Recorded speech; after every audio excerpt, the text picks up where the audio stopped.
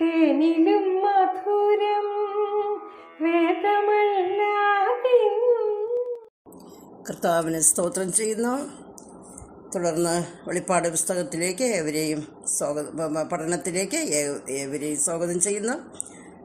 കഴിഞ്ഞ പ്രാവശ്യം നാം വെളിപ്പാട് 10-ാം അധ്യായം വരെ പഠിച്ചു കഴിഞ്ഞു. ഇന്ന് അധ്യായം 11 ആണ് പഠിപ്പിക്കുന്നത്. വായിക്കുവാൻ സമയമില്ല. സമയം കിട്ടുമെങ്കിൽ നിങ്ങൾ അധ്യായം 11-ാം അധ്യായം എടുത്ത് വായിക്കണം എന്ന് അഭ്യർത്ഥിക്കുകയാണ്. ഇവിടെ ദൈവാലയവും 2 സാക്ഷികളും ഇതിനെക്കുറിച്ചാണ് ഇവിടെ കാണുന്നത്. ഒരു ദൈവാലയത്തെക്കുറിച്ച് ഇവിടെ പറയുകയാണ്.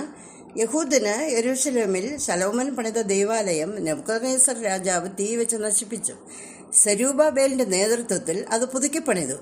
സിറിയൻ ചക്രവർത്തിമാർ അത് വീണ്ടും നശിപ്പിച്ചു. ഹെരോദാവിൻ്റെ കാലത്ത് അത് വീണ്ടും പുതുക്കിപ്പണിതു. യേശുവും ശിഷ്യന്മാരും ഈ ദേവാലയത്തിലാണ് പോയിരുന്നത്. ഈ ദേവാലയത്തെ നോക്കിയാണ് ഇത് കല്ലിന്മേൽ കല്ല് ശേഷിക്കാതെ നശിച്ചു പോകുമെന്ന് യേശു കർത്താവ് പറഞ്ഞത്.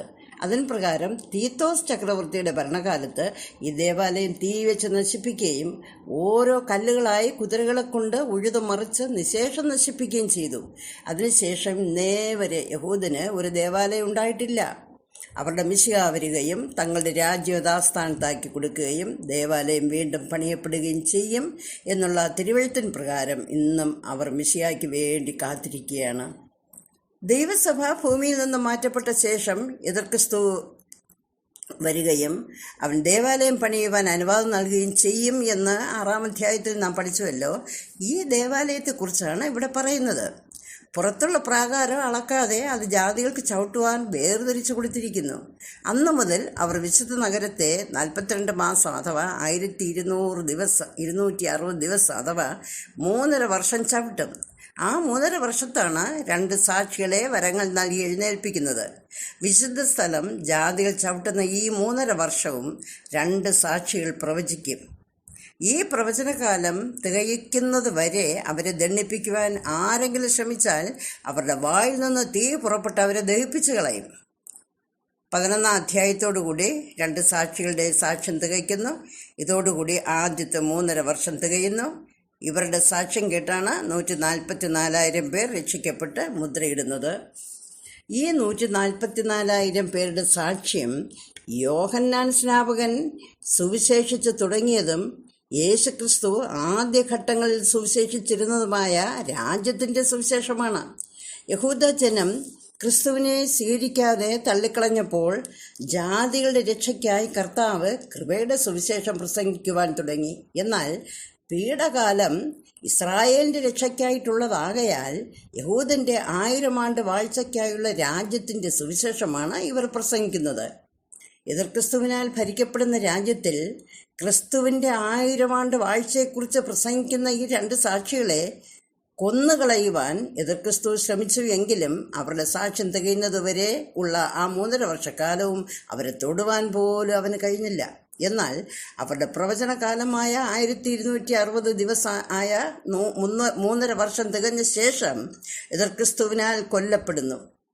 ഇവരെ കൊന്നുകളഞ്ഞതിനാൽ ലോകജനം ആഹ്ലാദിക്കുന്നു. അവർ പരസ്പരം സമ്മാനങ്ങൾ നൽകുന്നു. എല്ലാവർക്കും കണ്ട് സന്തോഷിക്കുവാനായി 3.5 ദിവസം ഇവരുടെ ശവശരീരം യെരൂശലേമിലെ തെരുവീഥിയിൽ കിടത്തി പ്രദർശിപ്പിക്കും. ലോകം മുഴുവനും ഉള്ള ജനം ഇത് കാണും എന്ന് വചനം പറയുന്നു. അത് അന്നത്തെ കാലത്ത് അത് ചിന്തിക്കുവാൻ പോലും അസാധ്യമാണ്. ലോകം മുഴുവനും യെരൂശലേം നടക്കുന്ന ഈ കാഴ്ച എങ്ങനെ കാണും? എന്നാൽ ആ സമയമായപ്പോൾ ഇപ്പോൾ ലോകം മുഴുവനും ടെലിവിഷൻ ലോകം മുഴുവനും വന്നിരിക്കുന്നു. അതിൽ കൂടെ ലോകം മുഴുവനും ഇത് കണ്ട് സന്തോഷിക്കും. 3.5 ദിവസം കഴിയുമ്പോൾ സകലവരും കണ്ടുകൊണ്ടിരിക്കുമ്പോൾ തന്നെ അവർ ജീവനോടെ എഴുന്നേറ്റ് നിൽക്കുന്നു. എന്നിട്ട് സ്വർഗത്തേക്ക് അവർ കയറിപ്പോവുകയും ചെയ്യുന്നു. ഇത് കാണുന്ന ജനങ്ങൾ ഭയപരവശരായി നിൽക്കുമ്പോൾ തന്നെ പെട്ടെന്നൊരു ഭൂകമ്പം ഉണ്ടാകുകയും ഭൂകമ്പത്താൽ യെരൂശലേം നഗരത്തിൻ്റെ 10-1 തകർന്നു വീഴുകയും ജനങ്ങളിൽ 7000 പേർ മരണപ്പെടുകയും ചെയ്യുന്നു. ഇതോടുകൂടി 7-ാം കാഹളം ഊതുന്നു. 2-ാമത്തെ കഷ്ടം കഴിഞ്ഞു. 3-ാമത്തെ കഷ്ടം പിന്നാലെ വേഗം വരുന്നു. 11-ാം അധ്യായം 14 മുതൽ 19 വരെ ഏഴാമത്തെ ദൂതൻ കാഹളം ഊതുന്നു. ഏഴാമത്തെ ദൂതൻ കാഹളം ഊതിയപ്പോൾ ലോകരാജ്യത്വം നമ്മുടെ കർത്താവിനും അവൻ്റെ ക്രിസ്തുവിനുമായി തീർന്നിരിക്കുന്നു. അവൻ എന്നേക്കും വാഴുമെന്ന് സ്വർഗത്തിൽ ഒരു മഹാഘോഷമുണ്ടായി. അപ്പോൾ സ്വർഗത്തിലെ ദൈവാലയം തുറന്നു. അവൻ്റെ നിയമപ്പെട്ടകം ദൈവാലയത്തിൽ പ്രത്യക്ഷമായി. മിന്നലും നാദവും ഇടിമുഴക്കവും ഭൂകമ്പവും വലിയ കൽമഴയുണ്ടായി. സ്വർഗത്തിലെ 24 മൂപ്പന്മാരും കവണ്ണ് വീണ് ദൈവത്തെ നമസ്കരിച്ചു, പറഞ്ഞത്: സർവശക്തിയുള്ള കർത്താവായ ദൈവമേ, ഇരിക്കുന്നവന് ഇരുന്നവനുമായുള്ളവേ, നീ മഹാശക്തി ധരിച്ചു വാഴുകയാൽ ഞങ്ങൾ നിന്നെ സ്തുതിക്കുന്നു. ജാതികൾ കോപിച്ചു, നിന്റെ കോപവും വന്നു. മരിച്ചവരെ ന്യായം വിധിപ്പാനും നിന്റെ ദാസന്മാരായ പ്രവാചകന്മാർക്കും വിശുദ്ധന്മാർക്കും ചെറിയവരും വലിയവരുമായി നിന്റെ ഭക്തന്മാർക്കും പ്രതിഫലം കൊടുപ്പാനും ഭൂമിയെ നശിപ്പിക്കുന്നവരെ നശിപ്പിപ്പാനുമുള്ള കാലവും വന്നു. 11-ന്റെ 17-18 വാക്യങ്ങൾ. അവസാനത്തെ 7-ാം മുദ്ര പൊട്ടിച്ച് 1-ാം കാഹളം ഊതും വരെയും സ്വർഗവാസികൾ അരമണിക്കൂറോളം മൗനമായിരുന്നു. എന്നാൽ 7-ാം കാഹളം അവസാനിക്കുന്ന സമയം സ്വർഗവാസികൾ തുടർന്ന് ആരാധന തുടങ്ങുകയാണ്. ആരാധന ഉയരുന്തോറും ദൈവക്രോധവും ഉയരുകയാണ്. ഇടിയും മിന്നലും നാദവും ഭൂകമ്പവും വലിയ കൽമഴയുമായി ന്യായവിധിയുടെ കാഠിന്യം വിളിച്ചറിയിച്ചുകൊണ്ട് ദൈവം തൻ്റെ സിംഹാസനത്തിൽ നിന്നും ന്യായവിധിക്കായി എഴുന്നേൽക്കുകയാണ്. 7-ാം മുദ്രയിൽ നിന്നും 7 കാഹളങ്ങൾ വന്നതുപോലെ 7-ാം കാഹളത്തിൽ നിന്ന് 7 ക്രോധ കലശവുമായി 7 ദൂതന്മാർ പുറപ്പെട്ടു വരികയാണ്. ഈ 7 ദൂതന്മാർ ക്രോധ കലശം ഒഴിക്കുന്നതിന് മുമ്പ് ഇതിനിടയിൽ ഒരു ഇടവേള വരുന്നുണ്ട്. ആ ഇടവേളയിൽ യോഹന്നാൻ മറ്റൊരു ദർശനം കാണുകയാണ്. അധ്യായം 12, 12-ന്റെ 1 മുതൽ 6 വരെ. യോഹന്നാൻ സ്വർഗത്തിൽ വലിയൊരടയാളം കണ്ടു. സൂര്യനെ അണിഞ്ഞ സ്ത്രീ, അവളുടെ കാൽ കീഴിൽ ചന്ദ്രൻ, അവളുടെ തലയിൽ 12 നക്ഷത്രങ്ങളുള്ള കിരീടം ഉണ്ടായിരുന്നു. അവൾ ഗർഭിണിയായി നോവ് കിട്ടി വേദനപ്പെട്ടു ആൺകുട്ടിയെ പ്രസവിച്ചു. സ്വർഗത്തിൽ മറ്റൊരടയാളം കണ്ടു. 7 തലയും 10 കൊമ്പും തലയിൽ 7 രാജമുടിയുമായി തീ നിറമുള്ള ഒരു മഹാസർപ്പം. അതിൻ്റെ വാൽ ആകാശത്തിലെ നക്ഷത്രങ്ങളിൽ 1/3 വലിച്ചു കൂട്ടി ഭൂമിയിലേക്ക് എറിഞ്ഞു കളഞ്ഞു.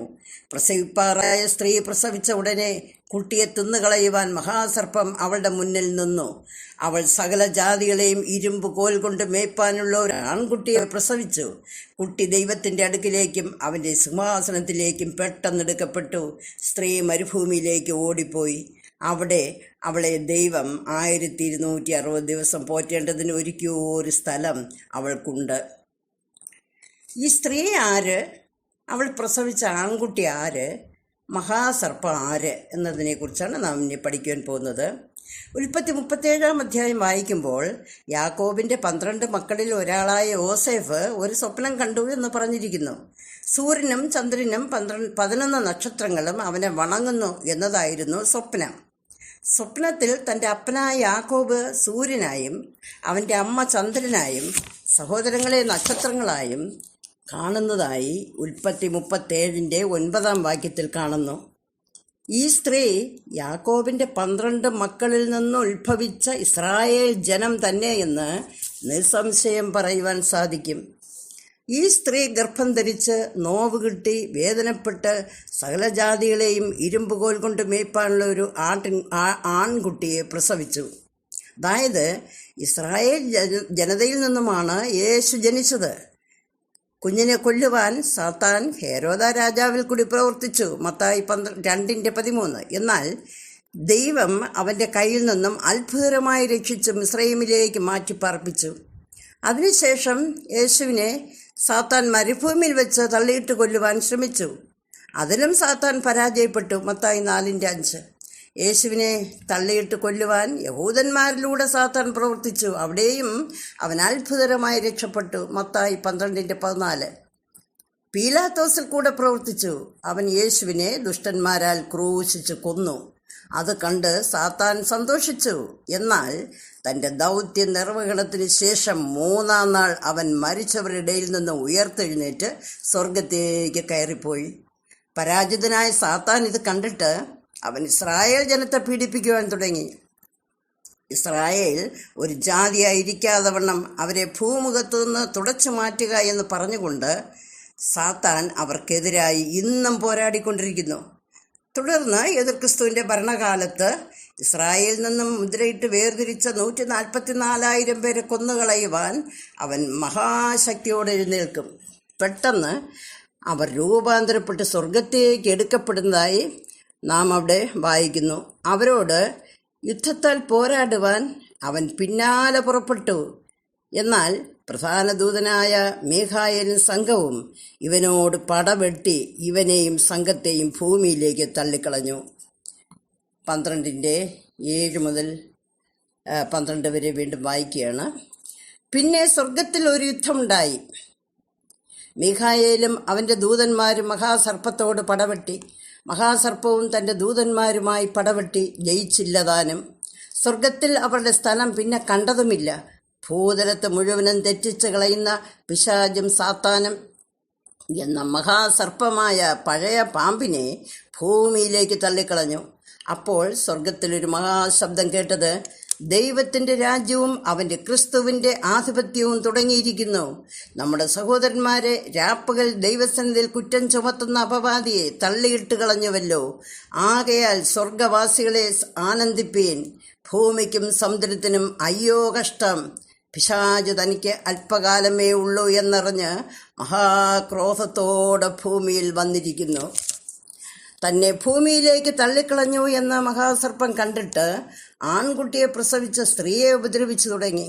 എന്നാൽ സ്ത്രീക്ക് മരുഭൂമിയിലേക്ക് പറന്നു പോകേണ്ടതിന് വലിയ കഴുകിൻ്റെ 2 ചിറക് ലഭിച്ചു. അവിടെ അവൻ 3.5 വർഷം പോറ്റി രക്ഷിച്ചു. ദൈവമക്കളെക്കുറിച്ച് ദൈവസന്നിധിയിൽ ചെന്ന് രാപ്പകൽ കുറ്റം പറയുന്ന അപവാദിയായ സാത്താനെ എന്നേക്കുമായി ഭൂമിയിലേക്ക് തള്ളിക്കളഞ്ഞു. അതായത് നേരത്തെ നാം വായിച്ചു, രൂപാന്തരപ്പെട്ട് സ്വർഗത്തേക്ക് കയറിപ്പോയ 144,000 പേര് അതിൻ്റെ കാരണത്താൽ അവർ എടുക്കപ്പെട്ടപ്പോൾ അവരുടെ പിന്നാലെ ഇവരും സ്വർഗത്തേക്ക് കയറി അവരോട് പോരാടുവാൻ. എന്നാൽ പ്രധാന ദൂതനായ മീഖായേലും സംഘവും കൂടെ ചേർന്ന് ഇവരോട് പടവെട്ടി ഇവനെ ഭൂമിയിലേക്ക് തള്ളിക്കളഞ്ഞു.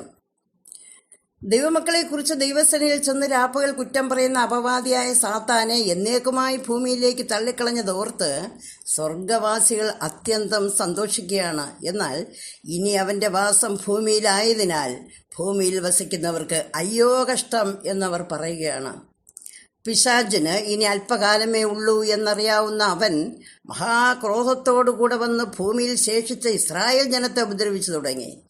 എന്നാൽ മരുഭൂമിയിലേക്ക് ഇവർ ഓടി രക്ഷപ്പെടുവാൻ ദൈവം വഴി തുറന്നു. ഇവിടെ പറഞ്ഞിരിക്കുന്ന കഴുകൻ്റെ ചിറക് പോലെ പറന്നു പോകേണ്ടതിന് വലിയ കഴുകിൻ്റെ ചിറക് ലഭിച്ചു എന്നാണ് യോഹന്നാൻ ഇവിടെ പറയുന്നത്. അന്നത്തെ കാലത്ത് വിമാനങ്ങളോ ഹെലികോപ്റ്ററോ ഒന്നുമില്ല. അവൻ അത് ദൈവാത്മാവ് കാണിച്ചു കൊടുക്കുന്നതാണ്. അവന് തോന്നിയത് 2 കഴുകൻ്റെ ചിറക് പോലെ ആണ് അവന് തോന്നിയത്. എന്നാൽ ആ സമയമായപ്പോൾ ഹെലികോപ്റ്റർ വിമാനങ്ങളൊക്കെ ഉണ്ടായി. അതിൽ കയറ്റി പല രാജ്യങ്ങളും, എനിക്ക് തോന്നുന്നത് ഇന്ത്യ ഒക്കെയും ഇസ്രായേലിന് അനുകൂലമായിരിക്കുന്നതിനാൽ അമേരിക്ക, ഇന്ത്യ ഇവരെ പെട്ടെന്ന് മരുഭൂമിയിലേക്ക് പോകുവാൻ ഹെലികോപ്റ്ററുകളും വിമാനങ്ങളും ഒക്കെ അയച്ചു കൊടുത്ത് അഭയം കൊടുക്കും എന്നുള്ള അതാണ് ഞാൻ മനസ്സിലാക്കുന്നത്.